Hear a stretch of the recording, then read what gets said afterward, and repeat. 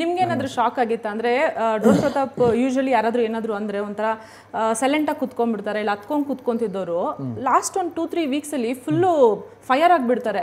Open ಆಗಿ ಹೇಳಿದ್ರಲ್ಲ ಅವರು ಆ ವಾರಗಳೆಲ್ಲ ಮುಗಿತಣ ಇವಾಗ ನೀವು ಕೇಳಿಸ್ಕೋಬೇಕು ಇವಾಗ ಅನ್ನೋ ಬೇರೆ ಪ್ರತಾಪ್ ನೋಡಿದ್ರಲ್ಲ ಅದ್ರ ಬಗ್ಗೆ. ನನಗೆ ಶಾಕ್ ಆಗ್ಲಿಲ್ಲ, ನನಗೆ ಖುಷಿ ಆಯ್ತು ಆ ಒಂದು ವ್ಯತ್ಯಾಸ ನೋಡಿ. ಡ್ರೋನಲ್ಲಿ ಸ್ಟಾರ್ಟಿಂಗಲ್ಲಿ ನಾನು ನೋಡಿದ ಡ್ರೋನೇ ಬೇರೆ, ಅದಾದಮೇಲೆ ನಾನು ಸುಮಾರು ಸಲ ಹೇಳಿದ್ದೀನಿ ಕೆಲವೊಂದು ವಿಷಯಗಳಲ್ಲಿ ಎಷ್ಟೋ ಕಡೆ ಒಂದು ಕ್ಯಾರೆಕ್ಟ್ರಲ್ಲಿ ವ್ಯತ್ಯಾಸ ಕಂಡಿದ್ದೆ ಅಂತ ನಾನು ಹೇಳಿದ್ದೀನಿ. ಕೆಲವೊಂದು ಕಡೆ ಮುದ್ದೆ ಮಾಡೋದು ವಿಷಯದಲ್ಲಿ ಆಗಿರ್ಬೋದು ತುಂಬ ಎಲ್ಲರೂ ಎತ್ತಾಡಿದ್ರು, ನಾನು ಹೇಳಿದೆ ಅದನ್ನು. ಎಲ್ಲವೂ ಅವನೇ ಅಲ್ವಾ, ಅವ್ನಿಗೆ ಯಾವ ಸಮಯದಲ್ಲಿ ಏನು ಮಾಡಬೇಕು ಅಂತ ಅನಿಸಿದೆ ಅವನು ಅದನ್ನು ಮಾಡಿದ್ದಾನೆ.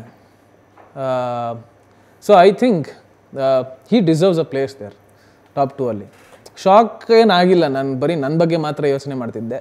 ಅವ್ರದ್ದು ಬೇರೆ ಯಾರು ಬಂದಿದ್ರು ನನಗೇನು ಪ್ರಾಬ್ಲಮ್ ಇರಲಿಲ್ಲ.